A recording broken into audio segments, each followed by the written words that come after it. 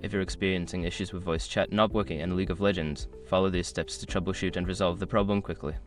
Step 1. Check your audio settings. Open the League of Legends client and navigate to the Settings menu. Ensure that your audio settings are correctly configured, including the input and output devices for voice chat. Step 2. Verify Windows sound settings. Right-click the sound icon in your assistant tray and select Sounds. Go to the Recording tab to ensure your microphone is set as the default device. Also, check the Playback tab to confirm your speakers or headphones are set correctly. Step 3. Update audio drivers. Visit the website of your audio device manufacturer or use Windows Update to check for the latest audio drivers. Updating your drivers can resolve compatibility issues that may affect voice chat functionality. Step 4. Check firewall and antivirus settings. Sometimes, firewalls or antivirus software can block voice chat features. Ensure that League of Legends is allowed through your firewall and that your antivirus is not interfering with the game. Step 5. Restart the game in your computer.